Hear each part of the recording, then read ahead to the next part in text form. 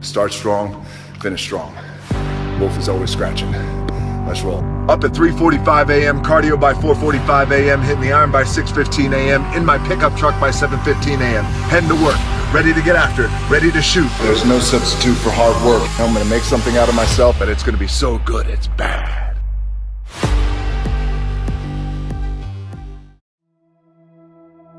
Instead of telling you what I think you should be doing, or how you could be better, or I thought, well, let me just speak from the heart, speak from my gut, and really not have anything prepared, but just tell you what's worked for me. And maybe some of the stuff that's worked for me might work for you now, currently, presently, as you guys have your goals and ambitions, but then further on down the line, as you guys continue to live your life. This idea and this notion that you could be anything you want, and you can accomplish anything you want, right? We hear that. You've heard that from the time you were little boys. You hear that now. You're already incredibly accomplished. You guys know that. The thing that has worked for me is to remember the hard times. So, and I'm sure you guys all have your processes. And again, I'm going to tell you what's worked for me. So before a big movie comes out, before, back in the days when I was wrestling with WWE, a WrestleMania match, anything big that would happen, I would always take a moment and I'd just remind myself, all right, I was evicted when I was 14. We were kicked off the island. We couldn't live in Hawaii. Had no place to live. A lot of shit happened then when I moved to Nashville. I was arrested multiple times by the time I was 16 years old. I would remember that, and it allows me then to be present in the moment and understand, holy, the stuff I have around me right now, this is the shit that I dreamed of when I was a kid. I am here. I played for University of Miami, played for great teams. Warren Sapp, Ray Lewis, they were my teammates. They were balling. Warren Sapp was playing tight end that time. I was starting defensive tackle. Yeah, they moved him over to D-line. And he looked at me, he's like, yo, dude, I'm gonna take your spot. And I said, you ain't taking my spot. He said, I'm gonna take your spot. I said, no, you ain't. We battled, and he took my spot. Now you can imagine how that with me, because there goes my opportunity.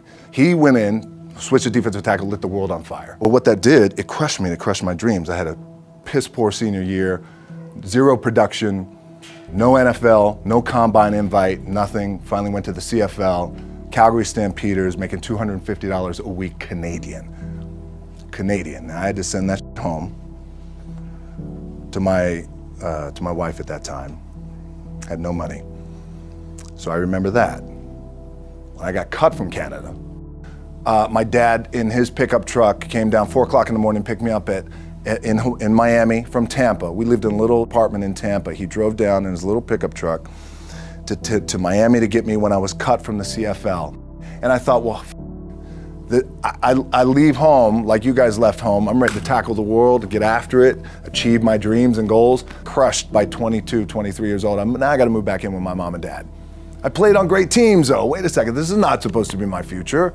I'm supposed to be in the NFL right now. I'm supposed to be making a lot of coin and buying my parents buying me taking care of my wife, but it never happened. So I pulled out my wallet, I thought, well, let me see how much money I have. I opened it up, I had a 5, a 1, and change. Well, at least I rounded up to $7. But I thought, God, ain't this a bitch? I got $7 in my pocket. Where the f do I go now? What do I do? I can't go back to CFL. The point comes where you hear that voice, the big run's over. Like, you're done, right? So I heard that voice. So as Coach was saying, man, I hold on to that. I'm telling you, I keep, my back is up against this mother. We laugh, we joke, we have a good time, but my back is still up against this mother. I do not forget it. What this also helps me do, and again, it works for me, is at some point, you gotta be tired of not being number one.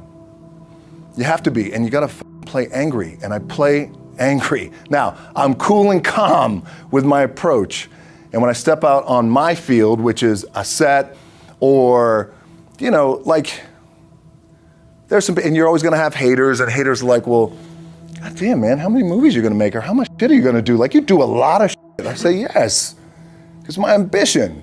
Of course, why not? I could do it. Yeah, I love what I do. And not only that, but in what world do we not work every day? my back is up against this thing, you know, and I started to play angry, by the way, and I still play angry. My last match, Brock Lesnar, transitioned, and I realized if I had to be great at something, I wanted to be great in this world of Hollywood and movie making and producing and entertainment, I had to commit, and like you guys have to commit. Obviously, you commit to something, commit to the goal.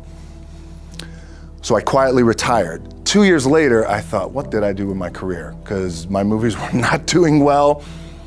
I was written off. It was around 2006, 2007. I was like, I pulled a Jim Brown. I left when I was on top, like number one in the wrestling business, and I left. It was a ballsy, gutsy, some call it stupid move, but I had to commit and I had to follow what was in my gut.